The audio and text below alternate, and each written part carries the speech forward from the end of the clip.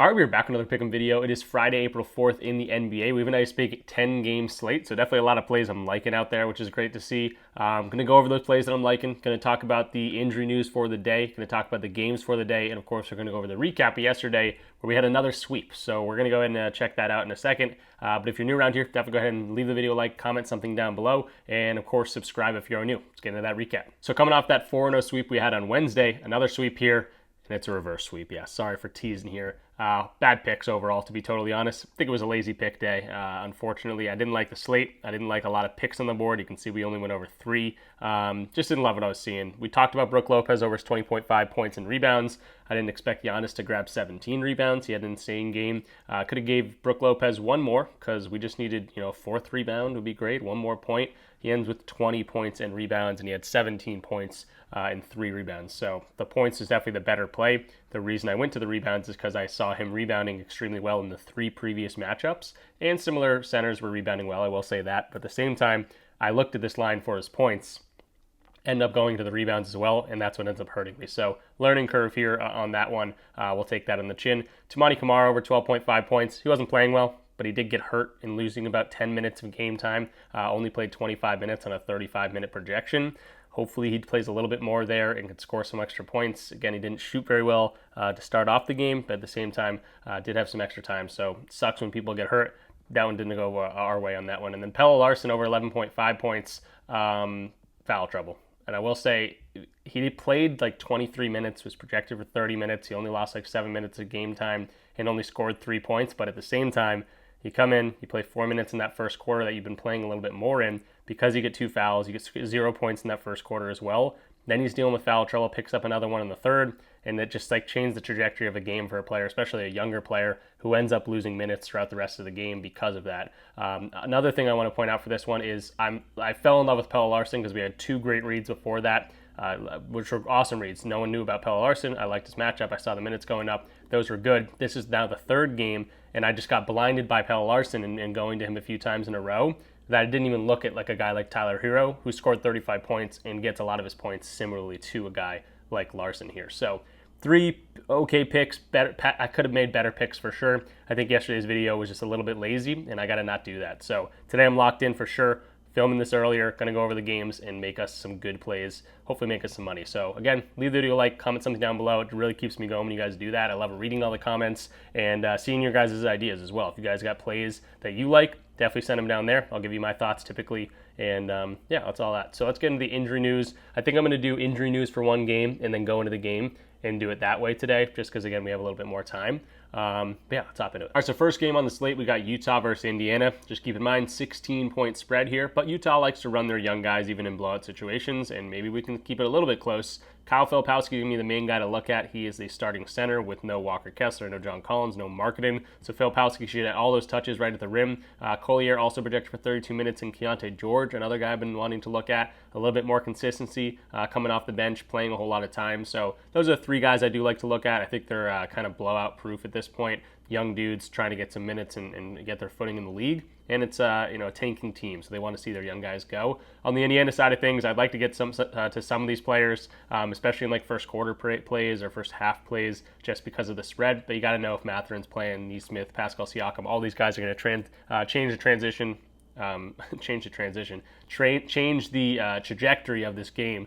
So if a lot of these guys are ruled out, maybe we get a little bit of a closer spread. But if they're all good and ready to go, it's hard to pick and choose the guys that are going to take advantage of this because it could be limited minutes in this big blow-up situation. So then jumping into Props Madness is the tool we use in every single video. You can actually get a 7-day free trial of Props Madness using my link in the description down below. It's code RICH. You get the free week and you get 25% off your first month or your first year. And yes, I'm super excited to use it for WNBA. You're going to see it throughout this entire video, but they give you so much different information. It's very, very helpful to get. Not only is it helpful, it's very fun to use, and it's also very helpful to kind of say, hey, this is the defense, this is the scheme, these are guys that are injured, the minutes projections, all these different things, and formulating your plays like that, because you really do your due diligence, and guess what? It makes you a better sports bettor. So it's a lot of fun. it's very useful. Definitely check out Props Madness.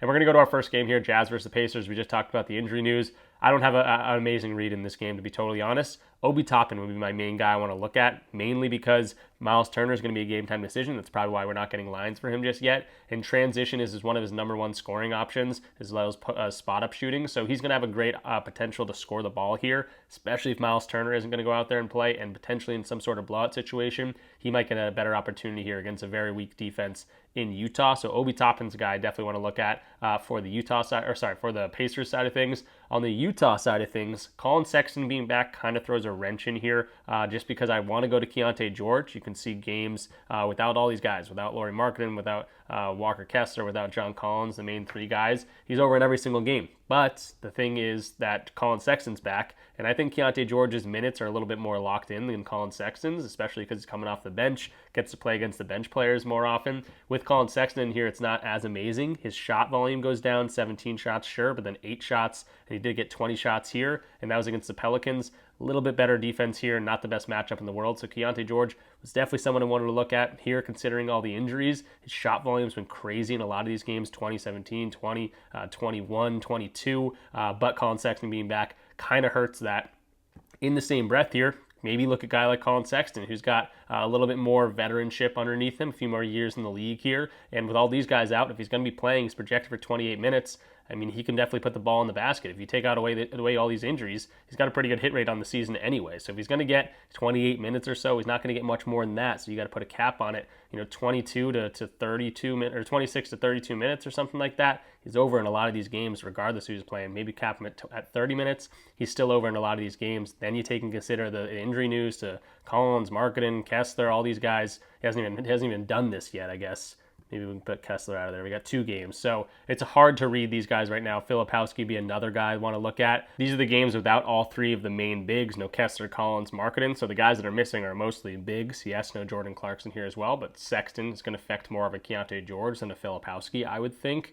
And very weak interior defense if you want to look at points. Here's the hit rate on points. 24th ranked for the Pacers here. Potentially no Miles Turner. You can see when his minutes are at least 30-plus minutes, which he's been able to do in blowout situations too. This Nuggets game, they lost by 36 points, was able to get there. So, you can look at his points. You can look at his rebounding opportunities here. Points and rebounds might be the best way. It's got the best hit rate at 26.5 points and rebounds. Could definitely be something to think about, and it might make my way on the final plays here. I'm not totally sure just yet. He's played 1 game with Collins and all these guys out. With Sexton, Colin Sexton, John Collins, Colin Sexton.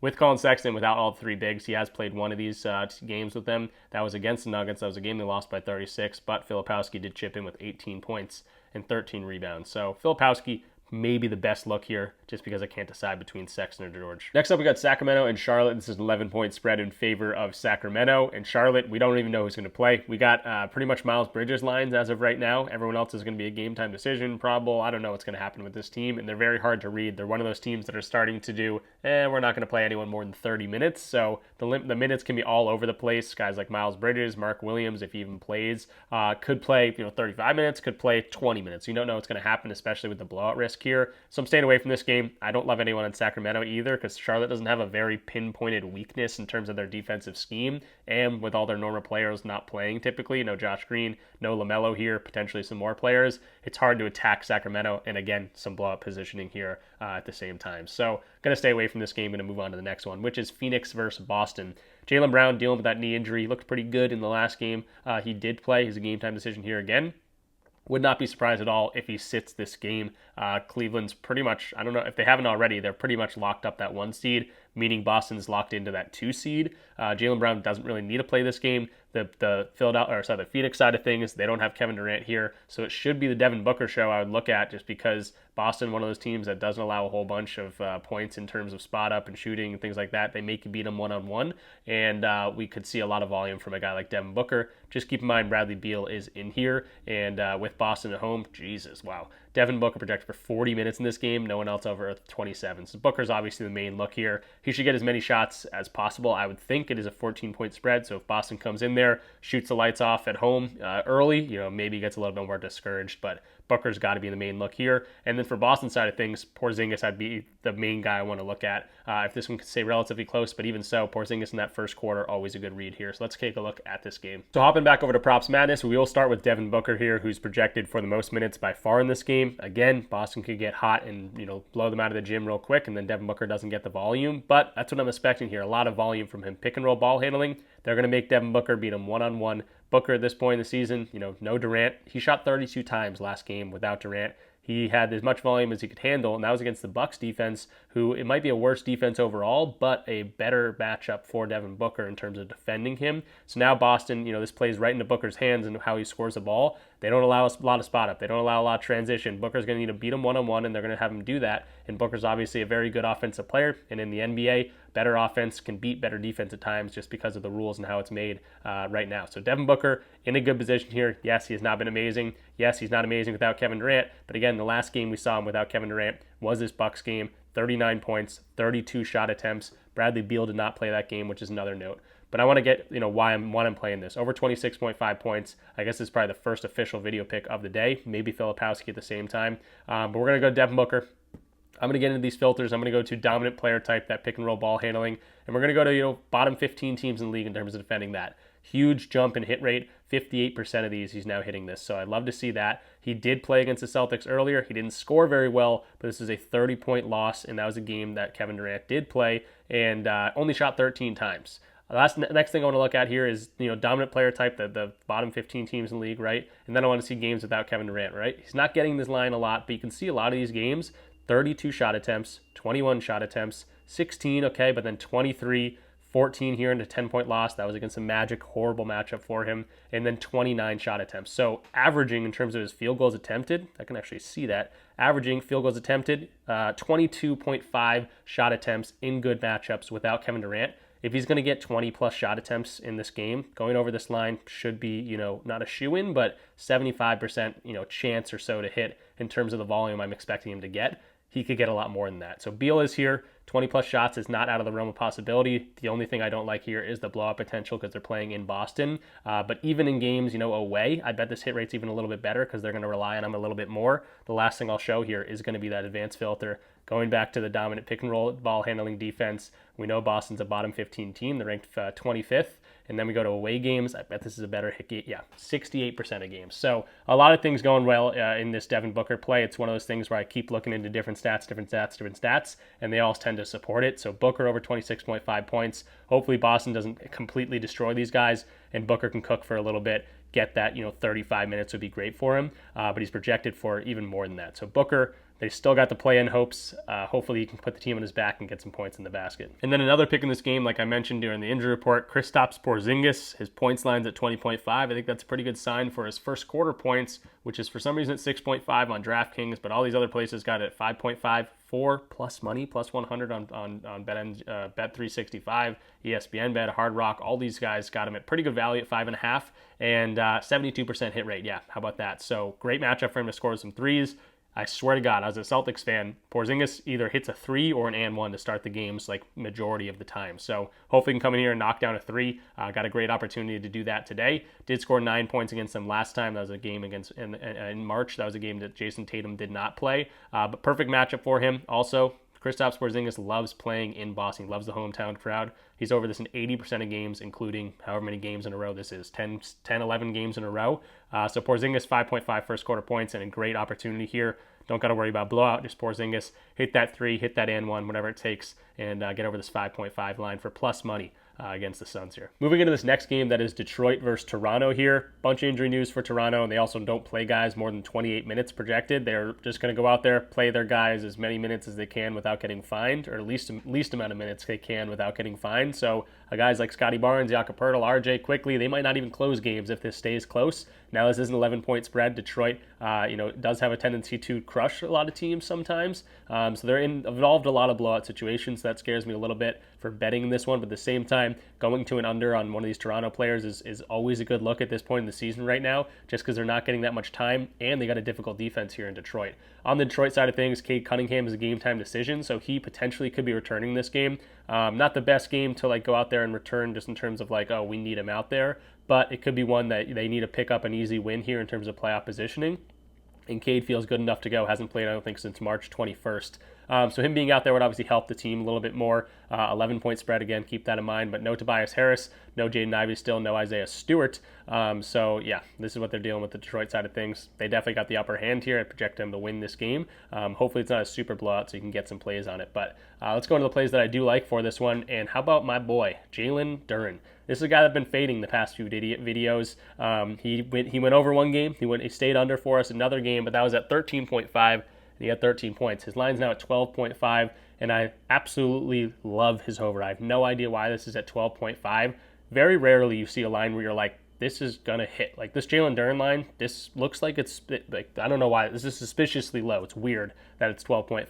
I was absolutely expecting 13.5, 14.5. He's projected for 31 minutes in this game, potentially getting Cade Cunningham back. You see what similar centers are doing to this team. Horrible week defensively in the restricted area. 85% of his shots come there. How about putback, cut, transition, free throws? Any way that Duren scores his points, it's a great matchup for him. And this looks amazing. If you're going to go to, give Duren 25, 26 plus minutes, he doesn't get more than 34, but projected for 31 here. Even in a blowout, I think he's going to get 25 or so minutes, 26 minutes. We'll do 25 plus minutes, 82% hit rate in 25 to 34 minutes. Again, projected for 31 minutes here. Even in blowout situations, he's still able to get like 19-point game, 20-point game, 34 minutes, 26 minutes. He's going to get at least 25 minutes, I'm pretty sure, in this one.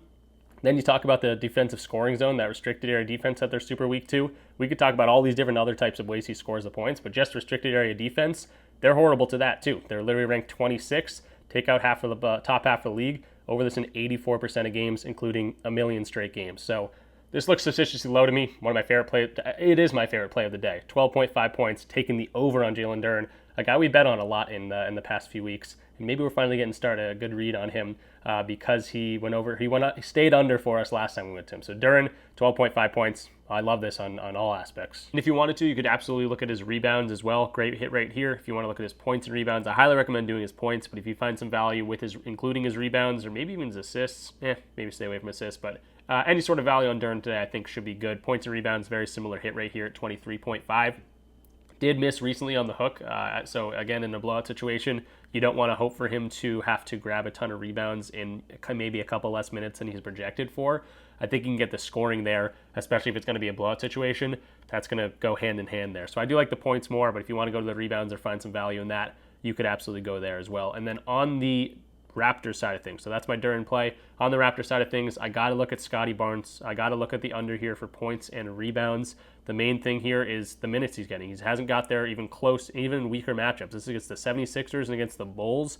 Now he's going up against the Pistons, a difficult defense. Now, for him, it's actually a pretty good matchup for him to score the balls, to score the points, to score the balls. And he had really good games against them earlier on the season, but 38 minutes in this one, 37 minutes in this one. He's projected for 28 minutes in this one, maybe even 27 minutes, 28 minutes, something like that. We can take a look here. Projected for 28 minutes in this one. In games he's not seeing more than 30 minutes. He's not over this very often, 41% hit rate in a lot of these. Then you talk about defensive rankings that are actually good. Like four of these games were against the Wizards, and 3 of them he went over. In defenses that are actually pretty good, this defensive ranking for the Pistons is ranked 10th. Take out those like bottom 10 defenses. Now he's only over this line in one of 7 games, and the rebounding really carries this. He doesn't rebound well in a lot of these matchups. Scoring, it's harder for him to get there in that many minutes because he's not in the court that much. So points and rebounds, this is a lean, 22.5. I might take my chances on it just because he's not going to get that much time. At the same time, he's got a pretty good matchup to score the points, and he is a competitor at the end of the day. He's not playing for anything as of right now, but maybe he comes in the door and he's like, I want to hoop tonight. So an under on Scotty Barnes, 22.5. points and rebounds, another good look in this one. Moving into OKC versus Houston, this could be a great game. 6-point spread as of right now in Houston. 2 top teams in the Western Conference. No Dillon Brooks for Houston, which kind of hurts them just because he's kind of a playoff defender. This could be a playoff type game, and I think Houston might make some adjustments here. So there's a really easy bet to go to for a guy like Shai Gilgeous-Alexander. I have a pivot situation. You can definitely go to Shai. He's got a great matchup to score. He just dropped 51 on this team. But at the same time, you got to start thinking about the playoff situations. If you meet these 2 guys in the conference finals, you want to have some sort of adjustments to make. You can't just go, okay, I'm going to make Shai Gilgeous-Alexander beat me and take away the spot-up shooting because he'll beat you. He scored 51 last time he played you. So I got a little pivot in situation for the OKC side of things. And I have 2 plays on this game that I do like. So let's hop into it. OKC, relatively healthy, all their main guys, couple bench guys that have been out for a decent amount of time. they were going to be out. So going into this game, I'll start with the under here for Jalen Green. Now it's at 19.5 in some places. Obviously, I'm going to take it at 20.5. I can take it available there, and it's not horrible value. So 20.5, looking at the under, because I think this might be the reddest chart I've ever seen. He hasn't played well against this team. So restricted area, above the break threes, their main defenses. That's why they're such a good defenses. That's why they're such a good defense. Similar types of players. Only one player that plays similarly to Jalen Green is going over, and that's Darius Garland, and he crept over his line by 1 point. Pick and roll ball handling, transition, horrible matchups for him to score his points. That's where 50% of his points come from. So it's just a tough matchup for Jalen Green. Now, he's been playing really well recently and has been, killing it, honestly. But in these certain situations, in these defensive schemes, in this good defenses that really lock in on these certain types of players, it's going to be tough for him to get over. So let's go to the advanced filters. Dominant player type, that's that pick and roll ball handling. They're ranked 7th there, so I'm going to knock out the bottom 10 teams in terms of defending that. Dominant scoring zone, that's the above the break 3. They're ranked number 2, so I'm actually going to go to the bottom. We can go to the bottom 15 teams or even the bottom 10, but we'll go top 15 teams. We'll look at that. And then the defensive ranking, this is the best defense in the league. They're ranked number 1 here. So I'm going to go to the top 10 teams in terms of defense. Now he's only over this in 4 of 15 games. So very much a good look at Jalen Green's under in terms of his scoring today. He's played these guys 4 times. He stayed under in all 4 of these games. He is cooking as of right now. He is home, which I don't know if affects him negatively or poorly, but in these certain matchups, let's say he's home. Okay, that doesn't affect him very well. So it's actually a better thing on the under. So Jalen Green, under 20.5 points. This is at 19.5, so I'd take it there, honestly, too. But obviously, take it at 20.5, you can find it there.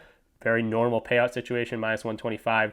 I don't mind this under for Jalen Green whatsoever. Now let's talk about the overs I do like for OKC, because I do think this one's going to stay close. I don't think they're going to let Jalen Green beat them because they can defend him very, very well with all the weapons they have. Shai Gilgeous-Alexander, you see the pick and roll ball handling defense, they're ranked 29th here. They're also bad in isolation. Obviously, Shai Gilgeous-Alexander can iso ball. He can get to the free throw line. So very good scoring matchup for him. What the Houston Rockets don't allow is they don't allow spot-up shooting. So if Shai's driving, they don't typically collapse on him and let him kick out. They're going to stay on those spot-up shooters. They're just going to say, hey, let you guys beat us one-on-one, and that's how they're a pretty good defense. But the last time these guys played, he literally dropped 51 on their head. He's dropped 32, 29.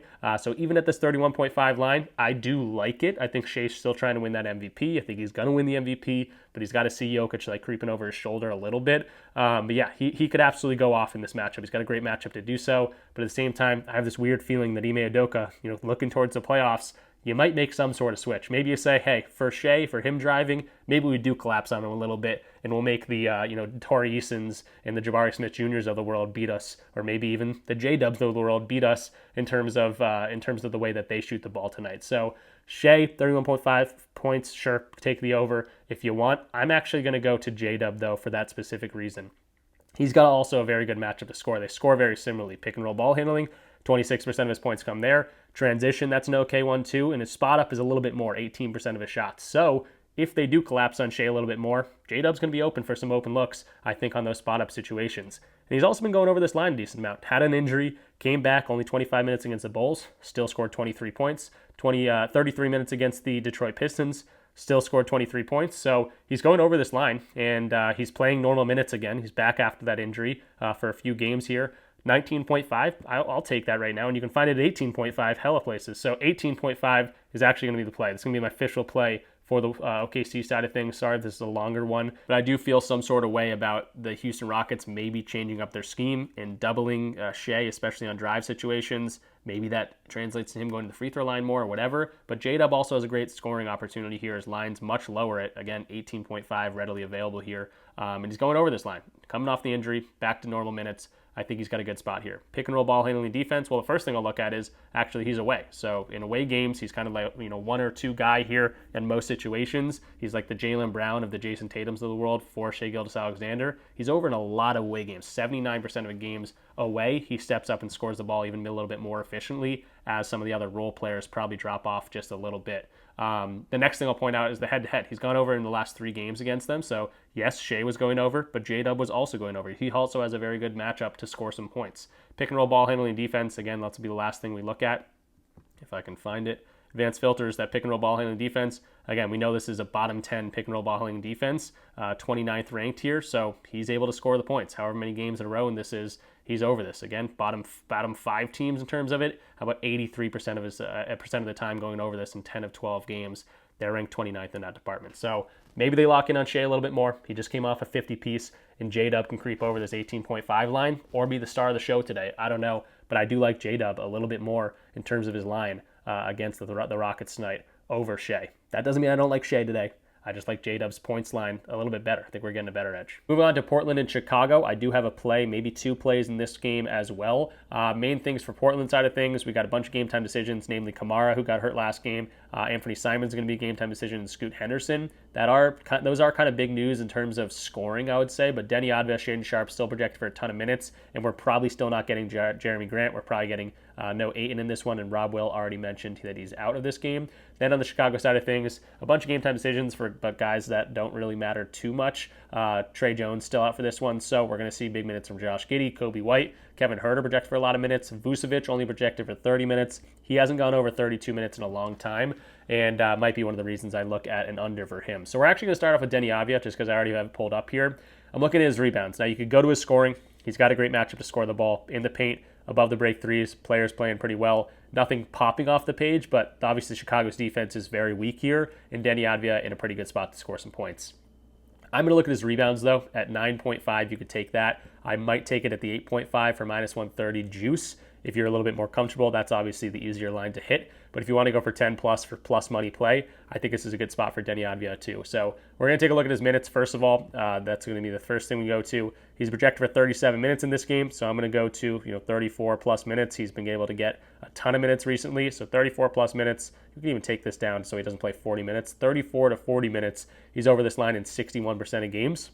The next thing I want to point out is there's no Ayton, there's no Rob Will, and there's probably no Jeremy Grant. So in those games, he's now over in 5 of 7, becomes the main rebounder on this team, and he already had a really good rebounding game against this team already. He had 12 rebounds against them. So he's got the history. He got the matchup for it. He's got the guys that are out to help him get some more rebounds. So Denny Avia rebounds, I think that's the best play. You could absolutely look at his points. I don't want to shy away from that. But the hit rate on the points and rebounds is just a little bit worse, and you got to rely on mostly the points here. It's a little bit more volatile, and you got to rely on the points a little bit more. So if he has like a bad shooting night, but he's grabbing a whole bunch of rebounds, that would kind of suck. But at the same time, he's been scoring really well, especially the last 3 games. The next guy I want to look at here is actually going to be on the Bulls side of things.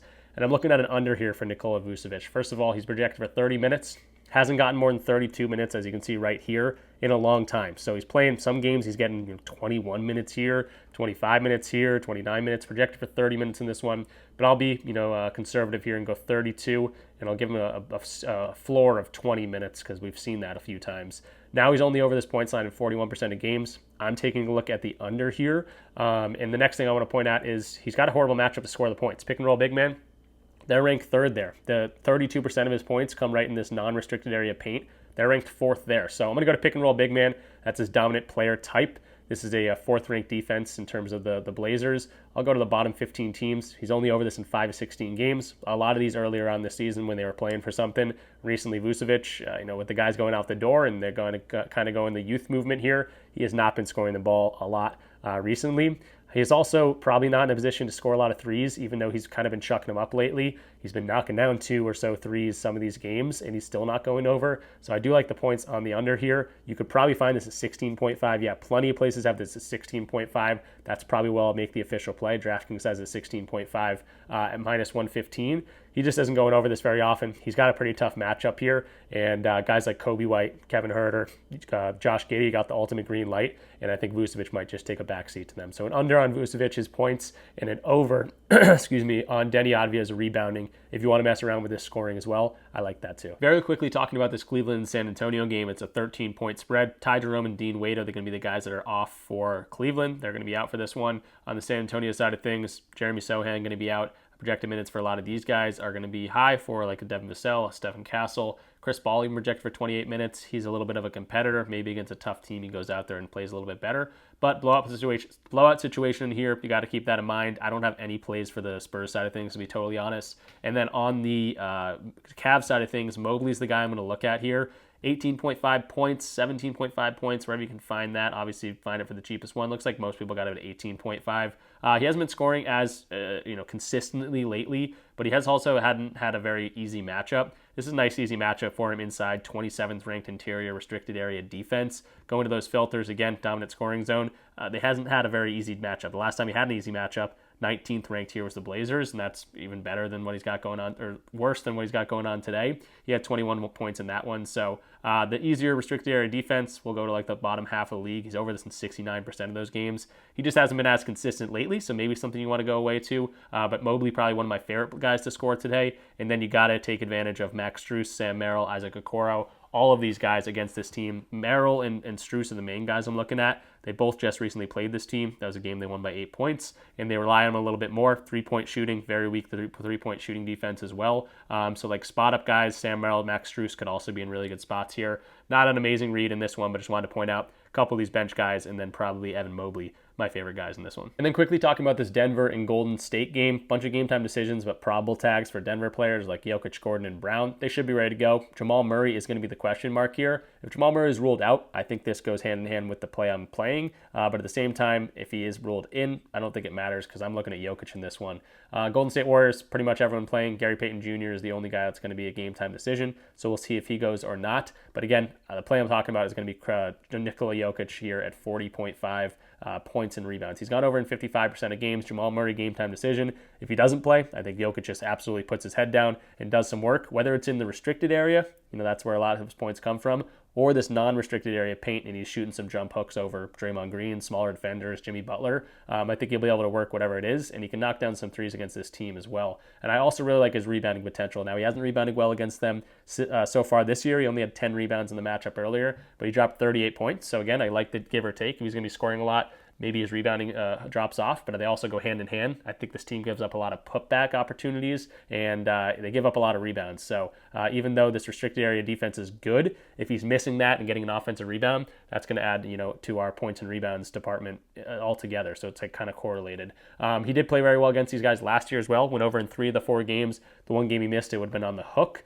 Rebounded really well in a lot of these games too. 16 rebounds here. Did only get 9 here, but 14 and 13, obviously chipping in with some points as well. Jokic coming off a monster game last game against the Timberwolves, 61 points, 10 rebounds. So he's looking to close the season out hot, especially if Jamal Murray's not going to be there. He's going to be the guy to look at. He's got a good history against this team. He's away, so maybe he has to do a little bit more of the offensive load. And I just like Jokic in this spot. So points and rebounds, looks like some books have it at 41.5, but again, here you can see it on the list. Everyone pretty much has it 40.5, or it's readily available. Underdog, PrizePicks got it there. Bet365's got it for minus 115. So that's going to be the play, 40.5 points and rebounds for the Joker. And then finally, the last 2 games, we got Dallas and the Clippers. Anthony Davis, true game time decision right now. I think that's going to be a big part of this game, obviously. So I'm just going to skip this one. We've been diving into a lot of these games, so we'll skip one here, and it's going to be this one. But moving on to the Pelicans and the Lakers, 14-point spread. Just keep that in mind.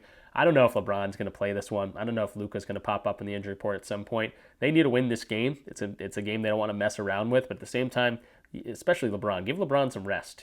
He's 40 years old, and you're playing the Pelicans with no one playing.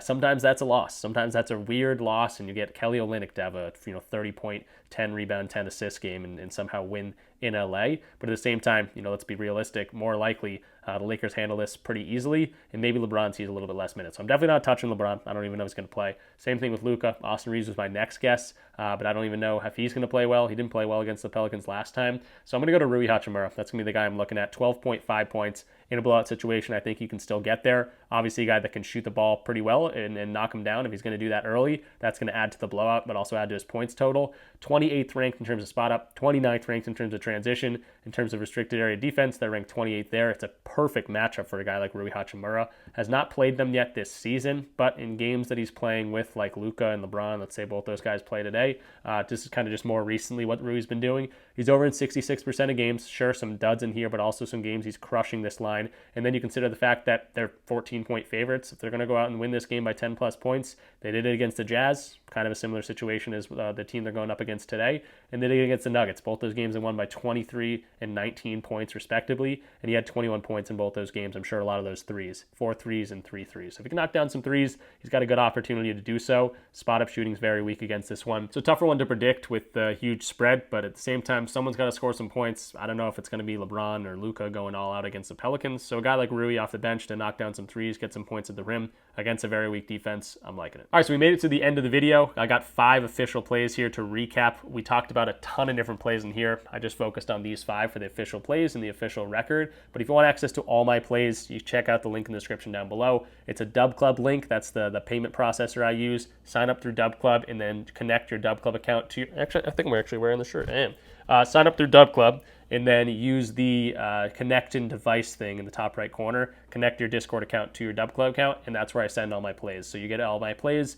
all of my DFS platforms as well. You get all our seasoned chefs plays as well. An awesome chat that we're having a lot of fun in. A lot of people in here that you don't have to worry about people that are just annoying and don't understand how this works. Like, oh, we lost today. What the heck? You said this play was going to hit. Whether it's you sharing something or someone else sharing something. All these people in here are awesome. They know what they're doing. This is a long-term game. We're not going to win every single day, and we'll rip the players together, the guys that don't come through for us, but we definitely celebrate our wins together as well. So definitely check out the link in the description down below to check out our community. It's one of the cheapest in the industry, and there's plenty of different ways to get in for free. Signing up for like PrizePicks using my code, Underdog using my code, Sleeper, Parlay Play, Chalkboard, Dabble, Betr. Those are my kind of my favorite ones right now. These kind of top 5 are my favorite ones to bet on as of right now. But any of those, if you don't have any of them, if you want to check them out, they're a lot of fun. And you can use my codes, all listed in the description down below. They are a little bit different for each of them. So just keep that in mind. So like PrizePicks and Underdog, I think is RichPicks. I think Betr might be the same thing. But Sleeper is Rich and Dabble is Rich DFS. So just make sure you get the right one. Get a screenshot of it, and join the free part of the Discord. That's also linked in the description down below. Hit me up in the general chat to say, hey, I used your code. I got a screenshot of it. I'll send you a DM, and then we can go about getting you that free month. I usually respond within the same day. So, yeah, it's a lot of fun. Sorry for the longer plug here. Let's get into the recap, but I highly recommend joining, especially if you got to this point in the video. So the picks. Jalen Duren over 12.5 points. I love this one, but Jalen Duren and me have a love-hate relationship. He did come through for us last time, so maybe we're in better terms. But over 12.5 points, loving what I'm seeing there. Devin Booker, 26.5 points. Hopefully the Celtics don't crush these guys. As a Celtics fan, I wouldn't mind too much, but at the same time, I want to watch a good game. And maybe Devin Booker can cook. Maybe he plays angry. Bradley Beal's back, but there's no Kevin Durant. He's got a great matchup to score the points, and you just got to do it. Got to get the volume there. 20-plus shot attempts. I think he gets there easy. In the same game, Porzingis over his 5.5 first quarter points. This is a plus money play. Just keep that in mind. But I'm loving it. J-Dub over his 18.5 points. I think a lot of people are going to be on Shai Gilgeous-Alexander. I might even be on Shai Gilgeous-Alexander, but at the same time, the Rockets can't just be like, we're going to let Shai beat us because he keeps beating them. Maybe they lock him up a little bit more, and that's going to be beneficiary for a guy like J-Dub, who's also scoring very well and has a good matchup to score the ball today. And then lastly, Vucevic under his 16.5 points. I like this one as two, just not getting as many minutes, not getting as many touches as the youth movement's kind of happening in Chicago there. So those are the 5 plays, but again, we talked about a ton of different plays. If you just skip to the end, go through, watch the video, throw it on when you're eating something or doing something else working, and hopefully get some value out of that as well. So thanks for watching. Definitely check out the links in the description down below like I just mentioned. If you liked the video, go ahead and leave it a like. Comment something down below if you got an extra second or two, and of course subscribe if you are new. I'll be posting again most likely tomorrow. I am traveling today in a little bit here, so just keep that in mind. If I don't post, it's usually on the weekends. I don't usually post on Sunday. I try to post on Saturday, so we'll see what happens tomorrow. I haven't actually checked the slate. I don't know how many games are going on, but we'll see what happens tomorrow. So hopefully we have a good day today going into the weekend, and I'll see you guys in the next one. Peace out.